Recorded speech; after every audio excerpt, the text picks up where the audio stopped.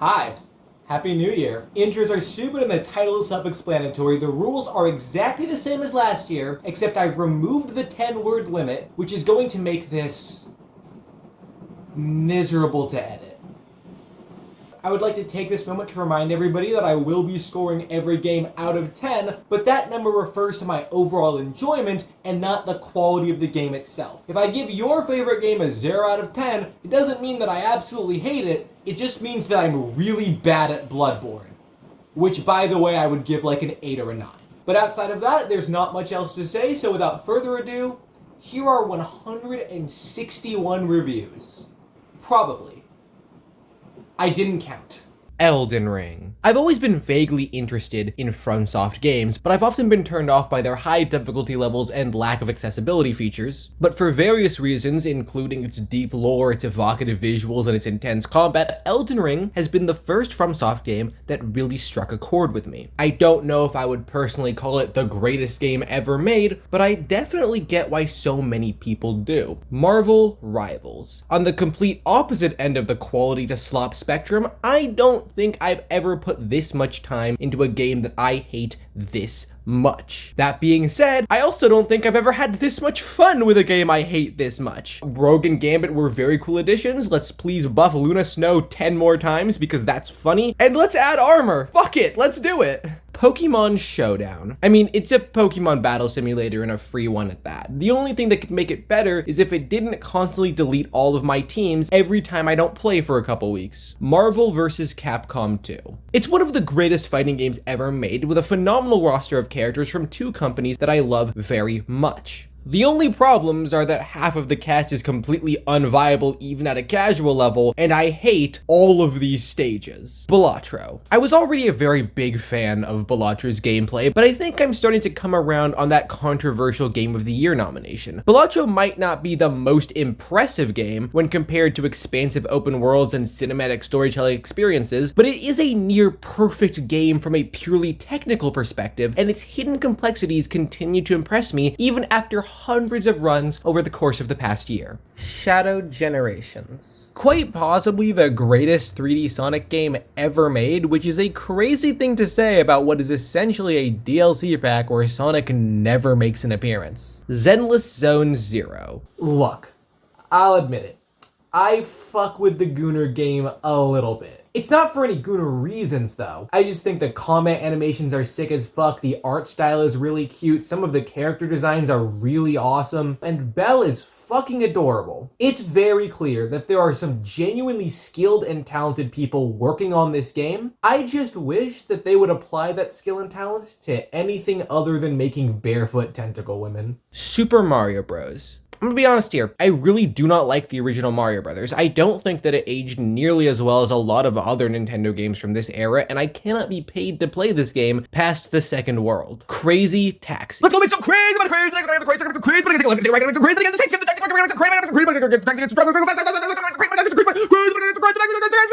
Space Channel 5. It's a cute game and a very fun spin on the gameplay established in the Parappa franchise, but it's also brutally difficult to the point of being unfair, and as much as I like its whole vibe, I don't see myself playing very much more of it in the future. Mario Maker 2, an infinite Mario game with infinite possibilities. It's a shame that the content updates ended so quickly, but with so many great levels being made every day, it almost doesn't matter. Sonic the Hedgehog 2. One of the best games of its era and one of the best platformers ever made, and still arguably the peak of what 2D Sonic has to offer. That being said, actually finishing the game kind of made me hate it. Castlevania Symphony of the Night. Dude, I get it. I get why people never shut up about this game. I get why it has gone down in history. I get why it helped inspire an entire genre. And I get why everyone wants to fuck Alucard so bad. Project Diva Future Tone. I don't have much to say about this game in particular. It's another solid entry in a very solid rhythm game franchise. I do ever think that it's very funny that even the parasitically monetized free-to-play DLC festival is a better game than Megamix. What are we doing here? Pokemon Unite. Pokemon Unite remains the only MOBA that I have ever squeezed any amount of enjoyment out of, and I still haven't played it since February. Guilty Gear Strive. Guilty Gear Strive is still my favorite fighting game of all time, and much like most other Guilty Gear fans, I haven't played it in months. Final Fantasy X. Final Fantasy X was so immediately an incredible experience with interesting combat, lovable characters, and an immediately captivating story. Not a day goes by that I don't regret getting distracted from it by other games, but once my very long break is over, I do plan to finish it. Sifu. Two things I love. Games that beautifully simulate the fantasy of real-world martial arts combat, and games that interact with the concept of respawning in unique and interesting ways. Sifu does both, and so much more. And someday, I will actually beat it on any difficulty other than dumb, stupid baby mode. Tricky Towers. Tricky Towers is a shockingly creative take on an incredibly saturated subgenre, and much like the games that inspired it, it is endlessly replayable and infinitely fun. The Adventures of Lolo. An early example of a less abstract take on the then burgeoning puzzle game genre, and a very creative and addictive one at that. It's also either insanely difficult or I'm just an idiot. Either way, I fucking love this game and I will never finish it. Super Monkey Ball 2. Keeping up the theme of brutally difficult games that are older than I am, I keep trying to chip away at Super Monkey Ball 2, and the game just keeps beating my ass. Genuinely, how did people beat this game as children? I am losing my mind as an adult. Pikmin. A phenomenal start to one of Nintendo's most unique, creative, and visually impressive franchises, and a game that would feel right at home being released alongside the franchise's most recent entries. Papers, Please. For years, I wrote this game off as a Let's Player content mill slop, but it's actually every bit as fun, creative, and deceptively complex as everyone else seems to think it is, and it's also exactly the kind of game that I could enjoy playing forever. So I guess I'm the asshole.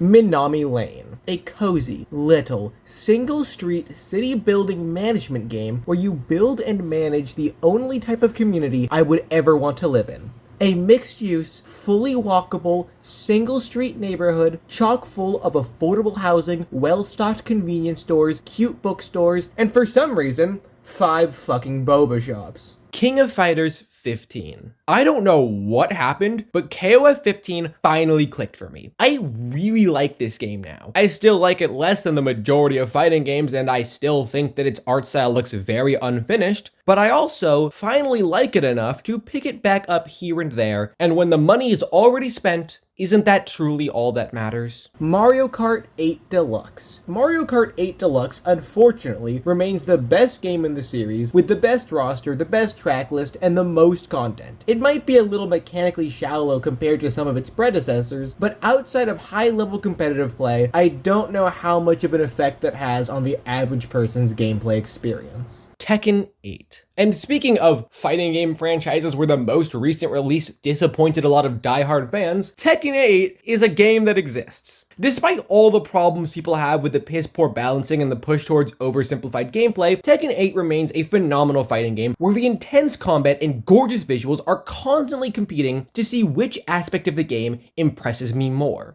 Vampire Survivors. I've never been a big fan of this genre of game, but Vampire Survivors is a truly special experience. It really does pay to try new things. Infinity Nikki. Infinity Nikki is a very cute and whimsical game that is unfortunately bogged down by miserable live service elements, clunky movement, and a story that I just cannot be paid to care about. I understand why so many people love it as much as they do. I just wish that I could be one of those people. Paper Mario: The Thousand Year Door. I only played this for a little bit before my Wii stopped working, but I could immediately tell why so many people are so in love with this game, and I promise I will finish it soon. Florence. A shockingly realistic and deeply personal depiction of the universal positive and negative experiences and emotions that define adulthood and meaningful romantic relationships. What a beautiful game. Tetris.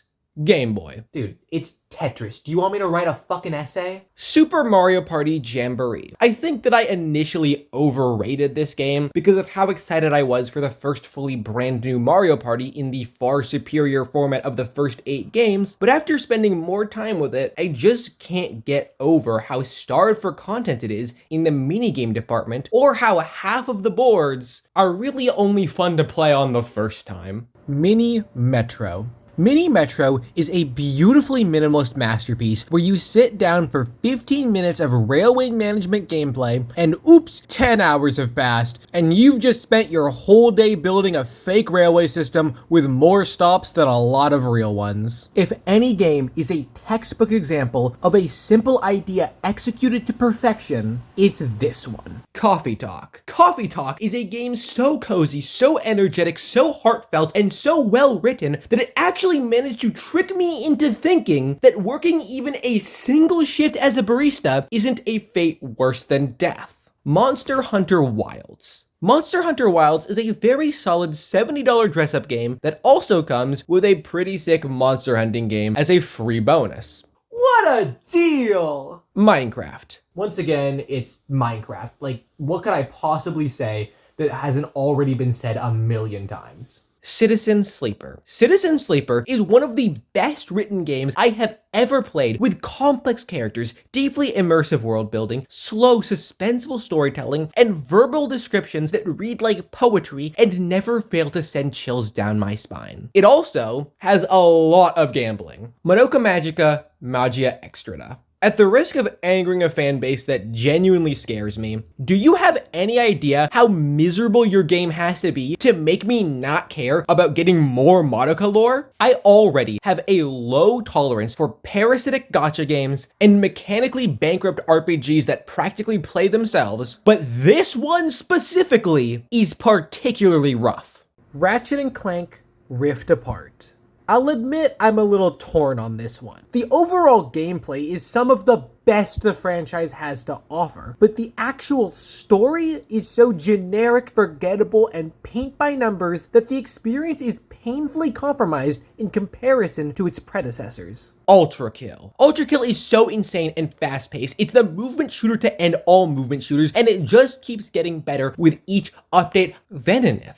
A beautiful and esoteric take on the marble game genre, full of rich, detailed environments, incomprehensible alien architecture, and downright evil level design. Poppin' Music 5. Poppin' Music is my new favorite rhythm game franchise, and Poppin' Music 5 is probably my favorite home console entry. Look at this! It's so cute! What other game looks like this while being this evil? Poppin' Music 2. Poppin' Music 2 did not age super well visually, but the core gameplay is here, and the unique, almost hand-drawn art style really sticks out and makes this game worth going back to, even if every subsequent entry is infinitely better. Sonic Adventure. I apologize for how I treated this game in the past. It is actually very good. I was just 15 years old, super contrarian, and playing the worst possible port. That being said, like a third of this game's levels are miserably unplayable, and the camera and control scheme fight you every chance they get, which I guess just makes it that much more impressive that this game is actually very good. Sega Bass Fishing. I know that mechanically this is probably a very good fishing simulator. I think I just don't like fishing simulators.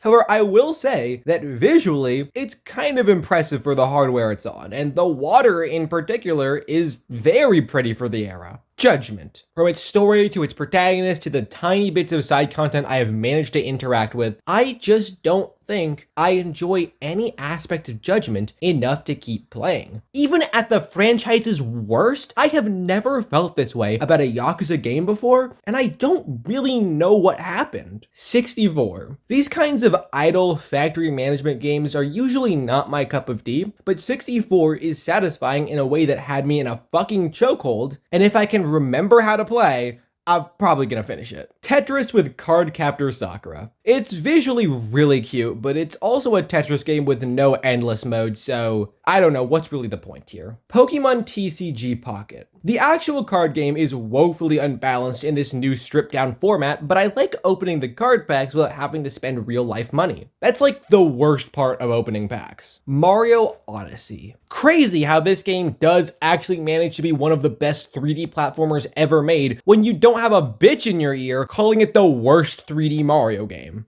They could never make me hate you. The company that owns you, maybe, but you and me, we're like this.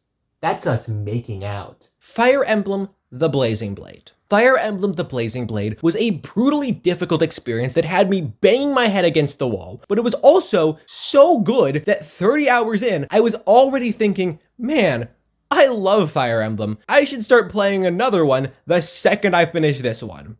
Of course, by the time I got to the end of it, I was thinking, maybe one Fire Emblem game a year is more than enough. Star Wars Squadrons. I don't care how bad I am at this game, I will never get tired of flying around in the cockpit of an X-Wing. What a dream come true for loser-ass nerds. Fragpunk. It's kind of like if Valorant had less interesting character abilities, but also didn't make me hate myself every time I play it. Class of '09. I feel like this game was a lot funnier and way more interesting when I was only seeing it through the lens of Instagram Reels. Now that I've actually played it, it's honestly kind of shallow and unfunny. A game about digging a hole. I genuinely don't get it. All you do is dig a hole, collect rocks, sell those rocks to upgrade your shovel, and use that shovel to dig the hole some more. And it's still somehow more fun than at least half the games I played this year. Duck Hunt. I've never experienced a light gun game that I enjoyed as much as I enjoyed Duck Hunt. WarioWare Inc. Between its inventive gameplay and its brilliant comedy, WarioWare Inc. is a phenomenal start to one of my all-time favorite franchises. It's very rare that a first entry in a series with this many titles feels as fresh and modern as its most recent releases, which just goes to show that WarioWare was something truly special right from the very start. Warhammer 40k Bolt Gun. I have some minor issues with the level design and enemy variety, but nothing that harmed my overall enjoyment of the game. I am, however, very glad that I didn't play this until after they finally added waypoints. Helldivers 2. I feel really bad about this one, because I love Helldivers 2. It's such a beautiful game and some of the most fun and engaging PvE gameplay I have ever experienced, but I think I kind of enjoy it less every time I play it. Super Mario Bros. Wonder. It's still a very creative and engaging game, I just think I enjoy it a lot less now that the novelty of the first truly unique 2D Mario game in 17 years has fully worn off. Sin and Punishment. I am a very big fan of these kinds of arcadey over-the-shoulder shoot-em-ups, and Sin and Punishment is probably the best of these that I've played. I have not played very many. Katamari Damacy Reroll. Katamari Damacy is a game where you take a little ball and roll it around until it becomes a bigger ball, and then you turn that ball into a star. It's easily one of my all-time favorite PS2 games, and its remake, despite a few minor changes that I don't completely agree with, is a near-perfect remake of a near-perfect game. Haste Broken Worlds. No matter how mad this game makes me, nothing beats the rush of going fast and getting faster, and Haste manages to implement its speed and platform mechanics beautifully. It does, however, have the worst designed boss fights in any game I have ever played, and they damn near ruined the experience for me. Under Night In-Birth EXE Late Control R. That's a mouthful. The combat is great, the characters are cool, and the animation is gorgeous. I really need to play more, but I'm just not getting it. Fantasy Life I, The Girl Who Stole Time. It's a very solid Animal Crossing alternative that is unfortunately ruined by a miserably bad and completely unskippable story. Why did they feel the need to put this shit in here? Splitgate 2. Splitgate 2 is a passable but underwhelming first-person shooter with satisfying movement and unremarkable gunplay that ultimately fails to live up to the legacy of its predecessor or the creativity of its gimmick. Doom: The Dark Ages. I feel like I'm going crazy with this one because everyone else seems to love this game, but I just can't stand it. It just feels like such a massive step back from the masterpiece that was Doom Eternal, with a million disjointed and poorly thought out ideas that don't work well together at all, even ignoring the unbearable mech and dragon stages. I just don't think that the wide open areas or the oversimplified parry-focused gameplay work for Doom. Mario Kart World. I think I've come around on this one. While Mario Kart World does have some very big redeeming qualities, the track themes are diverse and creative, the character roster is big and silly, the music is some of the best from any game this year, nothing this game does right will ever make up for the fact that its track design is completely irredeemable, its online has been completely butchered, and its battle mode doesn't have a single good battle track. Nintendo Switch 2 Welcome Tour. It's a glorified tech demo pitch as a full game. On any other system, it would have been free, but on the Switch, it's $10, and that's ridiculous. There are absolutely some interesting ideas and legitimate fun to be had, and I love its overall convention aesthetic, but so much of this demo is lifeless and soulless and time-wasty, and even at its absolute best, it still costs $10 fucking dollars. Fast Fusion. A blisteringly fast and shockingly beautiful F-Zero alternative, and quite possibly the best racing game to come out this year. Certainly the best racing game to come out on Mario Kart World's release date. Super Smash Bros. Ultimate.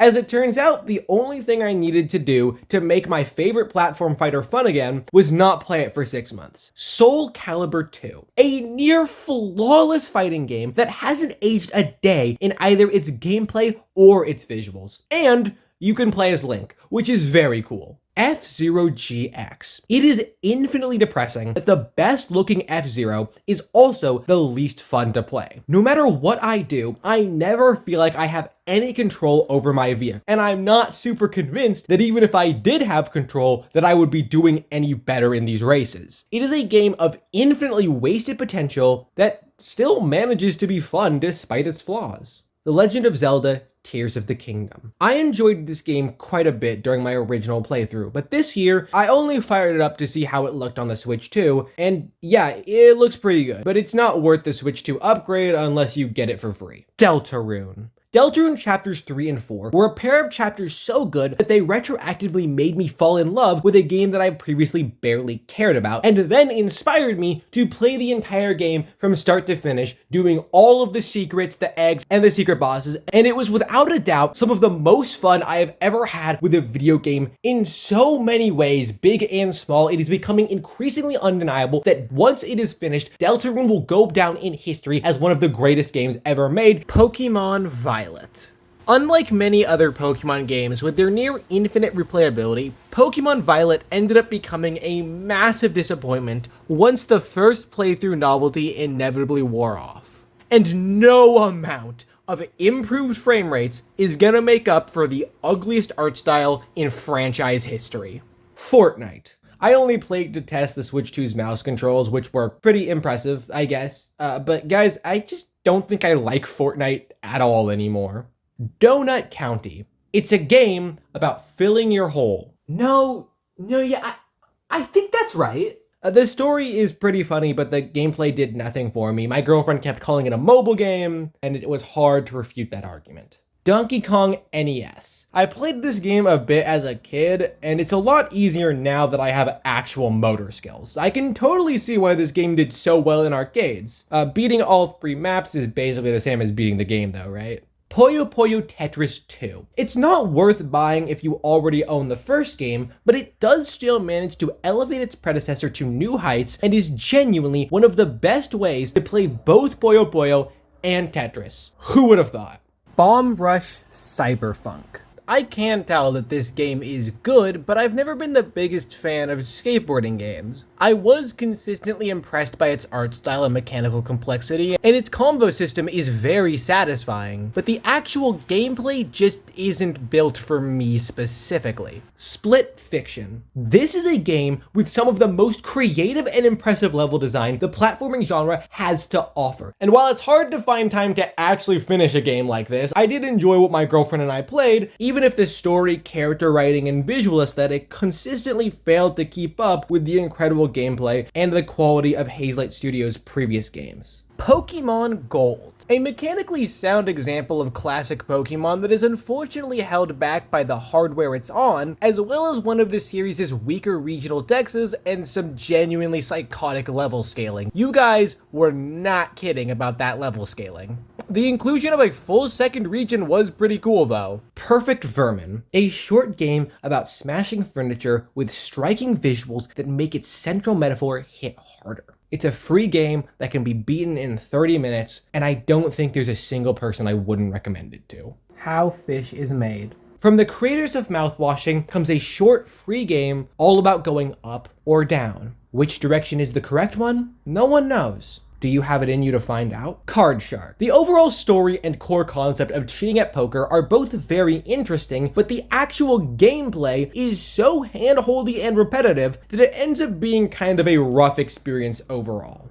Ender Lilies, quietest of the nights. Aesthetically dark, rich in its world building, complex in its combat and level design, even despite a difficulty level that repeatedly made me deeply angry, this is probably my favorite Metroidvania ever.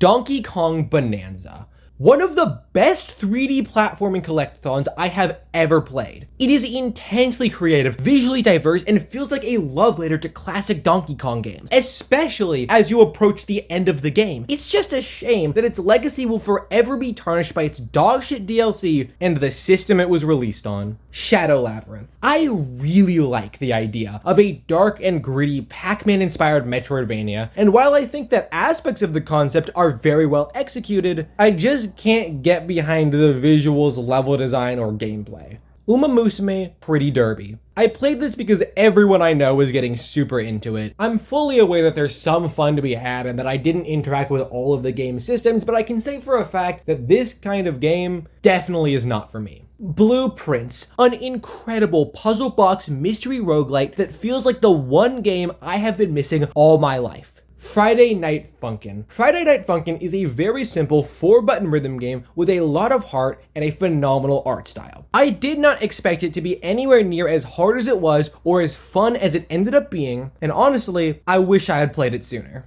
Magical Beat. Magical Beat is neither a great puzzle game nor a great rhythm game, but what it is a really interesting take on both genres and an enjoyable experience despite its flaws and complete lack of content. Guilty Gear XX Accent Core Plus. There is something deeply interesting about the classic Guilty Gear art style and gameplay. Strive will always have my heart, but I could still spend a lifetime playing XX. They should make the name longer though. Lumina's Electronic Symphony. Deeply beautiful, both visually and auditorily, Lumina's remains my all-time favorite puzzle game franchise, and Electronic Symphony not only lives up to my love of the franchise, but to its subtitle as well. It truly is an electronic symphony. Pico Park 2. My friends and I did not play anywhere near enough to form a full opinion, but I did enjoy what we actually played, and it did indeed make me very mad at them. So if nothing else, I still managed to get the full Pico Park experience,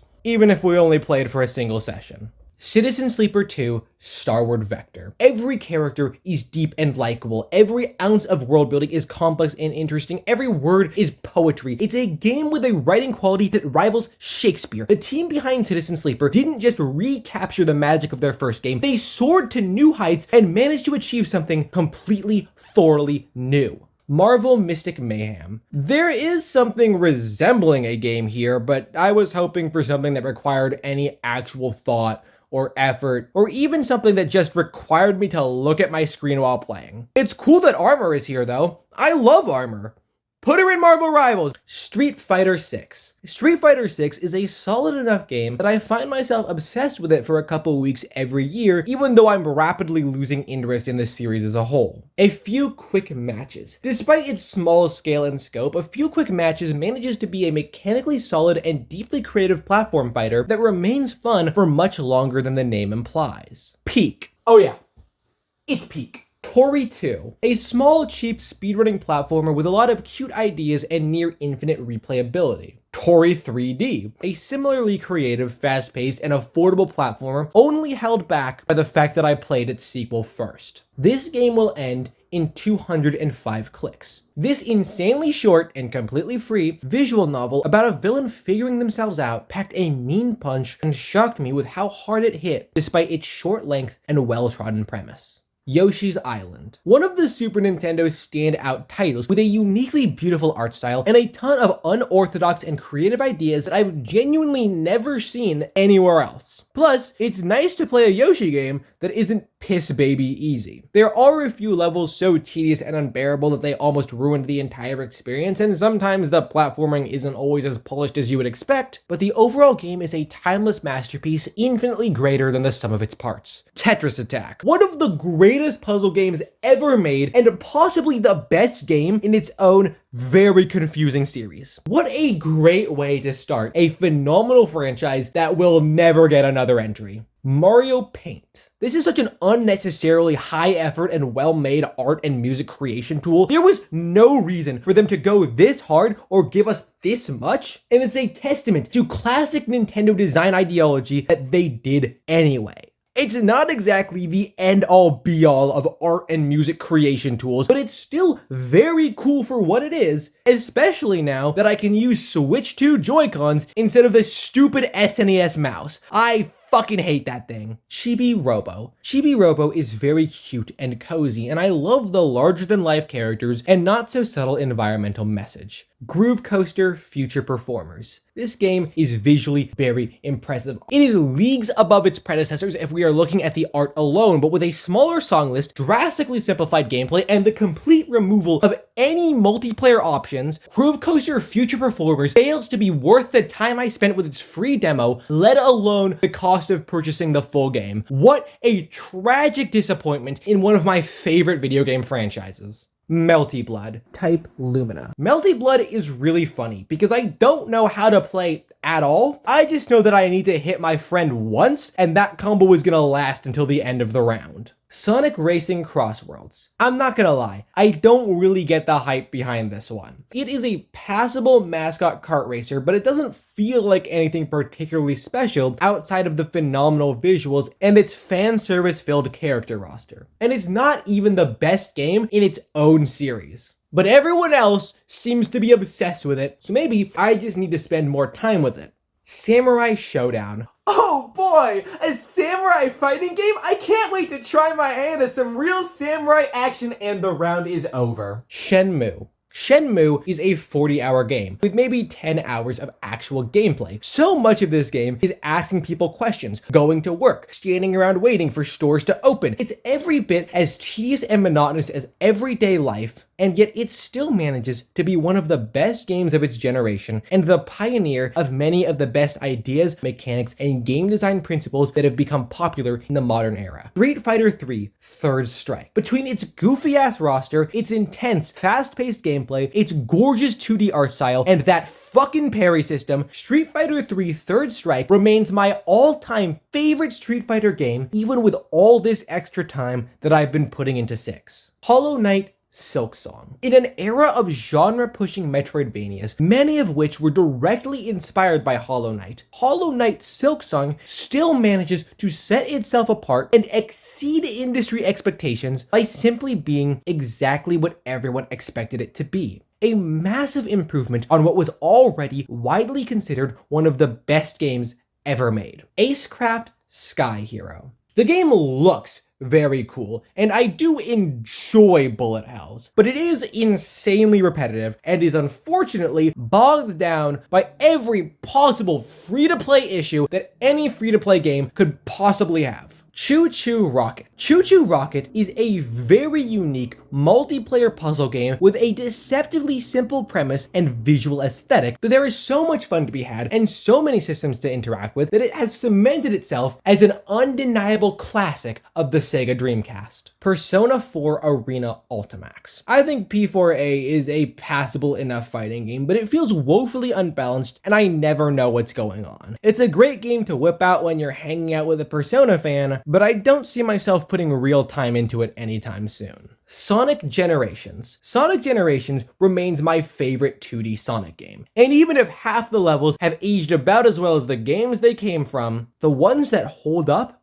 really hold up. 2XKO, stupid fucking name by the way, in an attempt to simplify fighting games for a more casual audience that fundamentally does not care about fighting games, Riot has created a fighting game that feels like shit to play and requires a second pair of hands to properly control, which sucks because this could have been really cool and I was very excited for it. Catherine Full Body. Between its insane puzzle platformer gameplay and its heartfelt deconstruction of interpersonal relationships, Catherine has long been one of my all-time favorite games, and the extra content present in Full Body manages to elevate an already incredible game to soaring new heights. Or at least it would have been if I hadn't somehow bumblefucked my way into the exact same ending that I got the first time. How did this even happen? What am I doing wrong? Warhammer 40k Bolt Gun Words of Vengeance. The Bolt Gun devs flipped their own assets to turn their silly little boomer shooter into a Typing of the Dead homage, and it's hilarious. 10 out of 10, no notes. Pastel Parade. Pastel Parade is a cutesy little rhythm-based minigame compilation. There's not a ton here, but what is here is very cute and very silly, and I will be returning to it as new content is added. Vampire Savior, the Lord of Vampire. I love everything about this game's whole vibe. I love the goofy-ass characters, the crazy attacks that you wouldn't find in any other fighting game, the classic horror meets modern anime aesthetic. Classic fighting games just did things different, and I feel like modern fighting games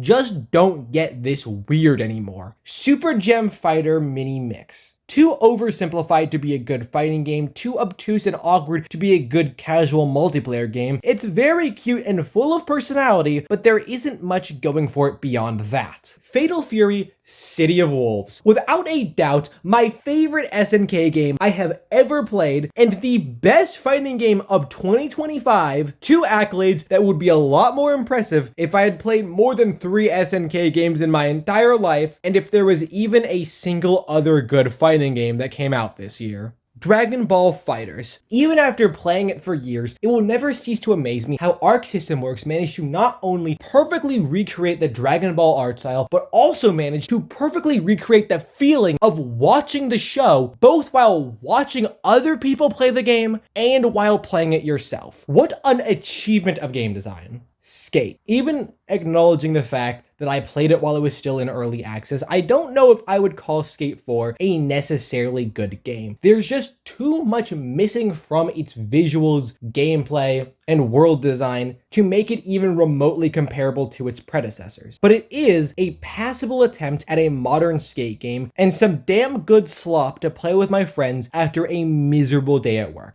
Beatmania Arcade Second Mix. A very cool and unique rhythm game that is directly responsible for many of the rhythm game mechanics we are used to today, but visually a very archaic game, and I do not care for most of its song list. Dance Dance Revolution X. Not my favorite DDR track list, but there are undeniably some serious hits on this one. And as someone who has only ever played DDR in the arcades, playing on a controller is surprisingly fun, and this game's shockingly huge roster of story mode and side content is very cool and a lot of fun to interact with. Beatmania PS2. One of the coolest rhythm games ever made from a purely visual perspective, complete with a much bigger and better song list than its PS1 predecessors. Why is it so fucking hard? King of Fighters 99. I get why people are so obsessed with late 90s SNK. This shit is awesome. Its characters are cool. Its gameplay is smooth like butter. Fuck that final boss though. I don't care. I'm never beating this shit.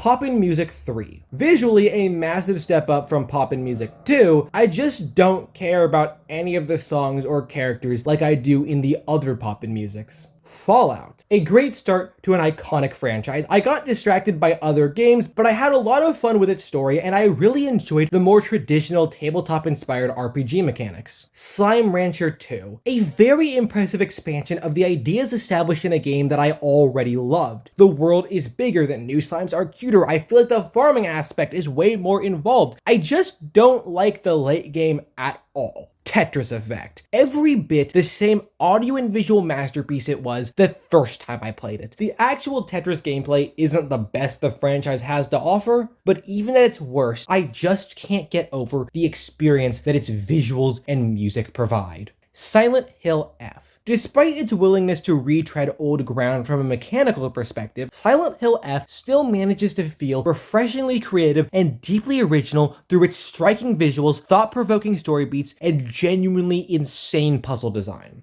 Pokemon Legends ZA. Probably the most fun I've had with a Switch-era Pokemon game, and also the most frustrated I have ever been with a Pokemon game, period. There is so much here that works. The characters, the battle system, the reintroduction of Mega Evolutions, but it's held back by so many insane flaws that I just cannot in good faith call this a good game, even if I did have a lot of fun with it. Once Upon a Katamari. As it turns out, the only thing Namdai Bamco needed to do to recapture the magic of early Katamari was take some big risks and try something completely new. Who would have fucking thought? Touhou Komokyo, the embodiment of the Scarlet Devil. This was my first time trying a Touhou game, and I could immediately tell why so many people are so in love with it. This game is the perfect combination of brutal difficulty, intense gameplay, transcendent music, and most importantly, beautiful colors. Rivals of Aether 2. I'm not gonna lie, I did not enjoy this game when it came out, and I'm still underwhelmed even after all the free updates. I think that Rivals of Aether 2 was an inevitable necessity, but in so many ways it feels like such a massive downgrade from its predecessor. Muse Dash. Guys, I swear I'm not a gooner. I just wanted another rhythm game at a low price, and this one is fine. It's a little simple from a gameplay perspective, but it's still pretty fun, and it looks cool when it's not being gooner bait. I don't see myself coming back to it very often, but I do see myself coming back to it at all, and hey, a win is a win. Ball X Pit. Vampire Survivors combines with Breakout to create a shockingly unique and surprisingly addictive experience that proves that there is still a lot of fun to be had with this genre when the people making these games have even a single original idea. Sonic Rumble. Sonic Rumble is an acceptable, if overly simplistic and repetitive, Fall Guys alternative only made worth our time because Sonic is in it. Tori Saturn. A shockingly massive leap in quality and creativity from the first two games in this series, with infinitely more diverse level design, a constantly evolving visual aesthetic, renewed mechanical depth, complete commitment to the retro gaming aesthetic, and by some miracle, an actual story in a platformer that you can finish in a single sitting. Squeakross Home Sweet Home. It's Picross meets Animal Crossing Happy Home Designer, a genius idea executed perfectly that manages to evolve the core concept of nonograms into a more complex gameplay loop. Lumines Arise, another magical audiovisual experience from my favorite puzzle game franchise. It's not as cohesive or consistent as the franchise's earlier entries, but it does have some of the highest highs in the entire franchise, and the best levels of this game stuck with me long after the credits rolled. Claire Obscure Expedition 33. Simultaneously overhated and overrated, Claire Obscure might not be the greatest RPG ever made, or even the best one from the past few years, but it is a jaw-dropping masterpiece from start to finish, a massive evolution on so many of the genre's core ideas, an endless treasure trove of beauty and creativity, a heartbreaking story about grief, loss, and the people that help us survive our lowest points, and the most fun I had with any game I played all year. Hades 2. Through a lot of minor changes and subtle improvements, Hades 2 manages to not only surpass its predecessor, but also carve itself a definite slot as one of the best games from the past year. Dispatch. A genuine triumph of character writing and superhero world building that manages to be one of the best superhero stories on the market in an era full of genre-redefining superhero stories. Mr. Driller 2. I've never been a fan of any of its clones, but Mr. Driller 2 is indeed a fun enough game to justify being ripped off by every mediocre mobile game dev in existence. Cassette Beats. I'm still very early into it, so I don't have any super coherent thoughts, but I am already impressed by the wealth of unique ideas and enemy designs this game has to offer, and I am very excited to continue chipping away at it in the new year. Is This Seat Taken? A very silly and creative puzzle game that was infinitely more unorthodox, engaging, and complicated than its trailer implied. Jackbox Party Pack 3, even after all of the new entries in the series, Jackbox Party Pack 3 remains my favorite entry in my favorite party game franchise. I wholeheartedly consider it to be the only entry in the series with no low points, no bad games, and no slow moments, and Murder Trivia Party in particular is some of the most fun I have ever had in a group setting. Kirby Air Riders. Kirby Air Riders managed to take me by surprise and thoroughly impress me by being everything that Mario Kart World failed to be. Refreshingly original and visually beautiful, with a phenomenal character roster, deeply creative track designs, side content rich, deep, and engaging enough to be released as their own separate games, online multiplayer that doesn't make me want to bang my head against the wall, and of all things, an actual story mode in a racing game. Luck Be a Landlord, the anti-landlord slot machine roguelite. It's a very fun idea, but I don't think it has the mechanical complexity to keep me interested in the long term, but there is a lot of dumb fun to be had here, and if there's one thing I love, it's dumb fun. Time Flies. Time Flies not only managed to get me deeply invested in the 76-second lifespans of each and every fly, but also managed to get me to feel real grief with each and every one of their deaths, and reconsider the way that I plan to spend my life as I slowly but inevitably approach my own. What a beautiful game. The Dark Queen of Mortholm. The Dark Queen of Mortholm is a deceptively deep game that manages to brilliantly interrogate the very concept of player agency by presenting you with the novel concept of a Souls-like where you play as the final boss, and is without a doubt one of the most impressive games I played all year. Parlor Mini 4. Wanting to end the year on a bang, I decided to play one last game. Parlor Mini 4, a Japanese exclusive Super Famicom pachinko game that I bought complete in box for $3. I can't read Japanese and I don't know how to play pachinko. Needless to say, this is the best way I could have ended the list. See you next year. Actually, bonus game alert, someone whipped out their copy of Jackbox Party Pack 7 at my New Year's Eve party, and let's just say, Party Pack 7 is probably my second favorite Jackbox game. It doesn't quite meet the high highs of 3, nor is it anywhere near as consistent as it, but the games that it does have I enjoy very much. And that's it. That is every single game I played in 2025. Except for Pokemon Stadium 2. I forgot about Pokemon Stadium 2. Here are my statistics.